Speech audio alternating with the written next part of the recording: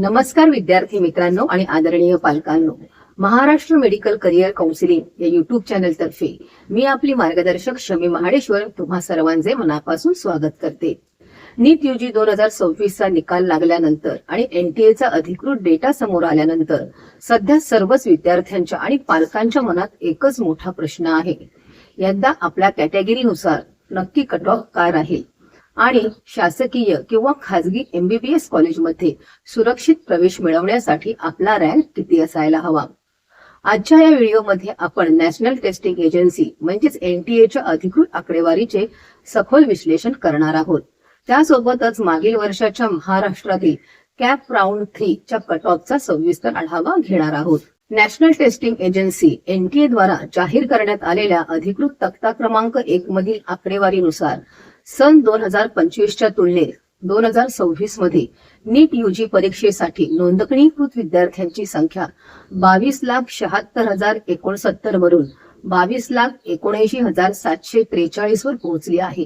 म्हणजेच नोंदणीमध्ये 3,674 ची किरकोळ वाढ झाली आहे. मात्र प्रत्यक्ष परीक्षेला उपस्थित राहणाऱ्या विद्यार्थ्यांच्या संख्येत मोठी घसरण दिसून आली असून 2025 मधील 22,09,318 च्या तुलनेत 2026 मध्ये 19,19,895 विद्यार्थ्यांनीच परीक्षा दिली, ज्यामुळे उपस्थितांमध्ये 2,09,423 ची घट नोंदवली गेली.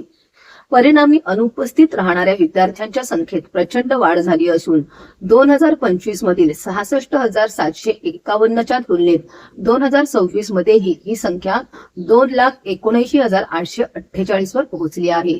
म्हणजेच एकूण अनुपस्थितीचे प्रमाण 2.93 वरून 12.28 पर्यंत वाढले आहे. NTA तक्ता क्रमांक 5 मधील नोंदणीकृत विद्यार्थ्यांच्या आकडेवारीचे विश्लेषण केले असता सर्वसाधारण म्हणजे जनरल प्रवर्गातील विद्यार्थ्यांच्या संख्येत 2025 मधील 6,89,366 वरून 2026 मध्ये 6,65,036 पर्यंत म्हणजे 24,330 विद्यार्थ्यांची घट झाली आहे. या उलट इतर मागासवर्गीय म्हणजे OBC प्रवर्गात विद्यार्थ्यांची नोंदणी सर्वाधिक राहिली असून ती 9,48,507 वरून 9,52,249 वर पोहोचली आहे.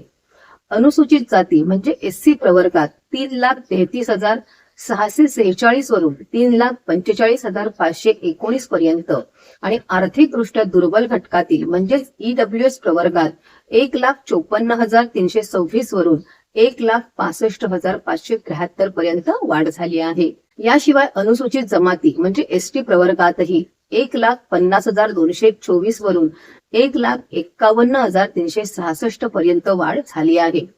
अशा प्रकारे 2026 मध्ये केवळ जनरल प्रवर्ग वगळता इतर सर्वच प्रवर्गातील विद्यार्थ्यांच्या नोंदणी संख्येत वाढ झाली आहे.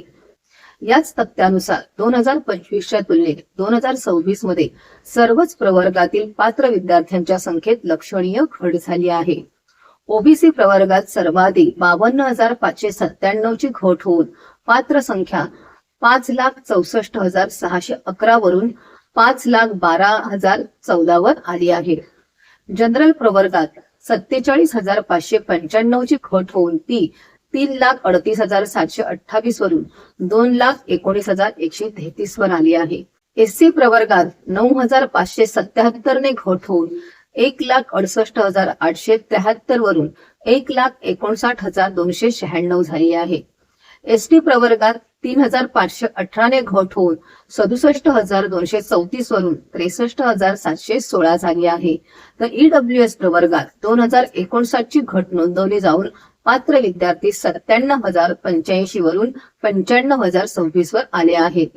एकूण पात्र विद्यार्थ्यांची संख्या 12,36,531 वरून 11,21,185 वर आल्यामुळे पात्र विद्यार्थ्यांची संख्या घटल्याचा थेट परिणाम म्हणून सर्वच प्रवर्गात विद्यार्थ्यांचा कॅटेगरी रँक सुधारण्याची शक्यता आहे, ज्यामुळे कट ऑफ कमी राहण्याची शक्यता स्पष्ट होते.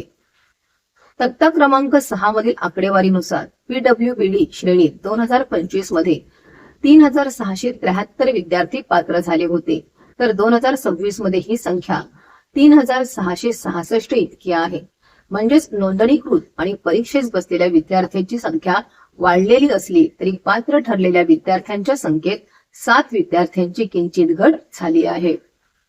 तक्ता क्रमांक 7 मधील एकूण आकडेवारीचा विचार करता प्रत्यक्ष परीक्षेला बसलेल्या विद्यार्थ्यांची संख्या 2025 मध्ये 22,09,318 वरून 2026 मध्ये 19,19,895 वर खाली आली आहे आणि पात्र ठरलेले विद्यार्थी 12,36,531 वरून 11,21,185 झाले आहेत. तथापि परीक्षेला बसलेल्या एकूण विद्यार्थ्यांच्या तुलनेत पात्र झालेल्या विद्यार्थ्यांची टक्केवारी पाहिली तर ती दोन्ही वर्षात जवळजवळ समान राहिली असून 2025 मध्ये 55.97% विद्यार्थी पात्र झाले होते तर 2026 मध्ये हे प्रमाण 56.6% इतके आहे. तक्ता क्रमांक 8 नुसार 2026 मध्ये अनरिझर्व्ह किंवा ईडब्ल्यूएस प्रवर्गासाठी पात्र गुण 213 असे निश्चित झाले असून किमान गुण 69 ने वाढले आहेत. ओबीसी, एससी आणि एसटी प्रवर्गासाठी पात्र गुण 177 असून किमान गुण 64 ने वाढले आहेत. पीडब्ल्यूडी प्रवर्गासाठी 194 तर ओबीसी, व्हीजेएनटी, एससी व एसटी प्रवर्गासाठी 177 असे गुण निश्चित झाले आहेत. सर्वच प्रवर्गाच्या कट ऑफ गुणांच्या श्रेणीत सुमारे 64 ते 69 गुणांची लक्षणीय वाढ झाली असून या वाढीचे मुख्य कारण म्हणजे या वर्षीच्या परीक्षेत उत्तीर्ण होणाऱ्या सर्वसाधारण गुणवत्तेची पातळी उंचावणे हे असू शकते. याचा थेट परिणाम म्हणून प्रवेशासाठीची स्पर्धा तीव्र होईल. तक्ता क्रमांक 9 मधील महाराष्ट्राच्या आकडेवारीनुसार महाराष्ट्रातून 2025 मध्ये 2,48,201 विद्यार्थ्यांनी नोंदणी केली होती व त्यापैकी 1,25,727 विद्यार्थी पात्र ठरले होते. 2026 मध्ये नोंदणी घटून 2,22,849 वर आली आणि पात्र ठरणाऱ्या विद्यार्थ्यांची संख्याही कमी होऊन 1,07,304 झाली आहे. नोंदणीकृत आणि पात्र विद्यार्थ्यांच्या संख्येत झालेली ही लक्षणीय घट दर्शवते की महाराष्ट्रातील स्पर्धात्मक दबाव काही प्रमाणात कमी झाला आहे, ज्यामुळे राज्यातील विद्यार्थ्यांसाठी कॅटेगरी रँक सुधारण्यास मदत होईल. मागील वर्षातील महाराष्ट्र राज्याच्या तिसऱ्या फेरीच्या कॅप राऊंड 3च्या कट ऑफचा विचार करता ओपन प्रवर्गासाठी शासकीय वैद्यकीय महाविद्यालयाचा शेवटचा ऑल इंडिया रँक 47,973 इतका होता तर खासगी महाविद्यालयांसाठी हा कट ऑफ 88,112 राहिला होता. त्यामुळे ओपन प्रवर्गातील विद्यार्थ्यांना शासकीय एमबीबीएस मध्ये निश्चित प्रवेशासाठी ऑल इंडिया रँक 45,000 ते 47,000च्या आत असणे सुरक्षित मानले जाईल तर खासगी महाविद्यालयासाठी 85,000च्या आतील रँक सुरक्षित ठरेल. ओबीसी प्रवर्गात मागील वर्षी तिसऱ्या फेरीत शासकीय महाविद्यालयाचा cut off all India rank 48,407 राहिला होता आणि खासगी महाविद्यालयांसाठी तो 88,678 होता. ओबीसी प्रवर्गातील विद्यार्थ्यांना शासकीय सीट सुरक्षित करण्यासाठी ऑल इंडिया रँक 46,000 ते 47,500च्या दरम्यान असणे आवश्यक आहे तर खासगी महाविद्यालयातील प्रवेशासाठी 85,000 ते 87,000च्या आतील रँक योग्य मानला जाईल. ईडब्ल्यूएस प्रवर्गासाठी मागील वर्षी शासकीय महाविद्यालयाचा cut off all India rank 70,256 नोंदवला गेला होता आणि खासगी महाविद्यालयांसाठी तो 88,112 इतका राहिला होता. आगामी प्रवेश प्रक्रियेत ईडब्ल्यूएस प्रवर्गातून शासकीय एमबीबीएस मिळवण्यासाठी ऑल इंडिया रँक 66,000 ते 68,000च्या आत असणे सुरक्षित ठरेल तर खासगी महाविद्यालयासाठी 85,000च्या आतील रँक सुरक्षित मानला जाऊ शकतो. एसीबीसी प्रवर्गासाठी मागील वर्षी शासकीय महाविद्यालयाचा cut off all India rank 67,883 इतका होता तर खासगी महाविद्यालयासाठी हा रँक 88,843 होता. या प्रवर्गातील विद्यार्थ्यांना शासकीय वैद्यकीय महाविद्यालयात प्रवेश मिळवण्यासाठी ऑल इंडिया रँक 64,000 ते 66,000च्या आत असणे सुरक्षित राहील तर खासगी महाविद्यालयाच्या प्रवेशासाठी 85,000 ते 87,000च्या आतील रँक योग्य ठरेल. एनटीडी प्रवर्गाचा शासकीय महाविद्यालयासाठीचा cut off all India rank 50,765 राहिला होता आणि खासगी महाविद्यालयासाठी तो 86,205 इतका होता. या प्रवर्गातील विद्यार्थ्यांना शासकीय महाविद्यालयात प्रवेश मिळवण्यासाठी ऑल इंडिया रँक 48,000 ते 49,500च्या आत असणे गरजेचे आहे तर खासगी एमबीबीएसच्या जागेसाठी 82,000 ते 85,000च्या आतील रँक सुरक्षित मानली जाईल. एनटीसी प्रवर्गात मागील वर्षी शासकीय एमबीबीएस साठी तिसऱ्या फेरीचा शेवटचा रँक 56,884 होता, तर खाजगी महाविद्यालयांसाठीच हा कट ऑफ 88,472 राहिला होता. ND-C प्रवर्गातील विद्यार्थ्यांना शासकीय महाविद्यालयासाठी 53,000 ते 55,000च्या आतील ऑल इंडिया रँकचे लक्ष ठेवावे. तसेच खाजगी महाविद्यालयातील जागेसाठी 85,000च्या आतील रँक सुरक्षित राहील. NTP प्रवर्गासाठी शासकीय वैद्यकीय महाविद्यालयाचा मागील वर्षातील cut off all India rank 1,28,757 इतका नोंदवला गेला होता आणि खाजगी महाविद्यालयासाठी कट ऑफ 1,46,953 राहिला होता.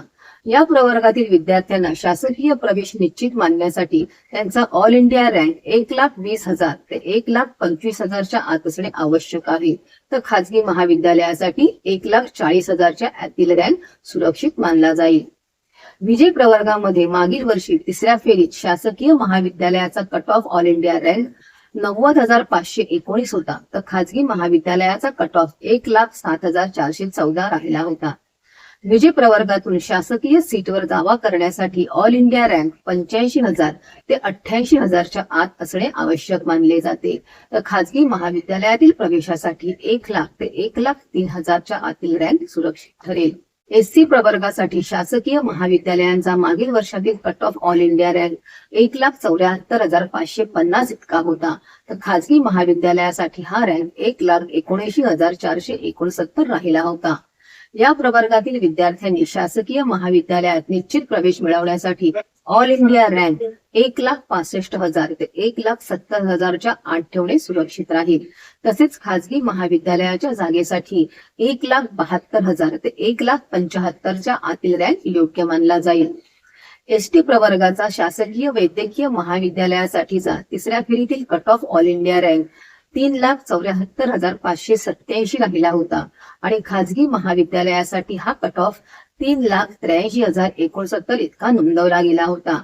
ST प्रवर्गातील विद्यार्थ्यांना शासकीय सीट सुरक्षित मानण्यासाठी 3,55,000 ते 3,65,000च्या आतील रँक उत्तम राहील, तर खाजगी महाविद्यालयांच्या प्रवेशासाठी 3,70,000 ते 3,75,000च्या आतील रँक अधिक सुरक्षित ठरेल.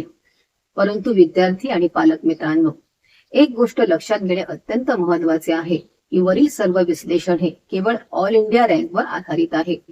या ऑल इंडिया रँक वरून महाराष्ट्रातील विद्यार्थ्यांच्या प्रवेशाचा पूर्णपणे अचूक अंदाज येऊ शकत नाही, कारण संपूर्ण प्रवेशाचे गणित हे महाराष्ट्र CET सेलकडे प्रत्यक्ष नोंदणी करणाऱ्या विद्यार्थ्यांच्या संख्येवर अवलंबून असते.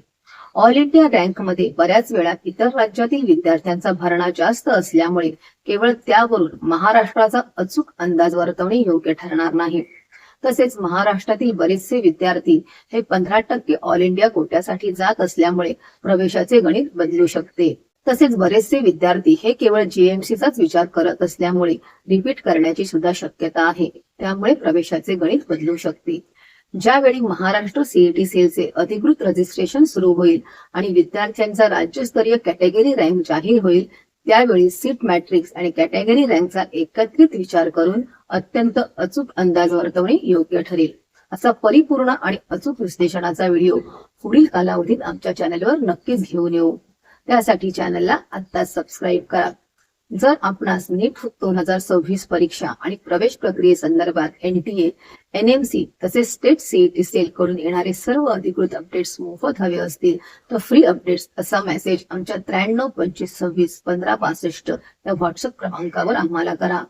तसेच जर आमच्या टीम कडून आपणास MBBS, BDS, BAMS, BHMS, BUMS, PPT यांसारख्या सर्व कोर्सेसच्या प्रवेश प्रक्रियेसाठी वैयक्तिक मार्गदर्शनाकरिता पेड काउन्सिलिंग हवे असेल तर पेड काउन्सिलिंग असा मेसेज 9325261562 या क्रमांकावर करा.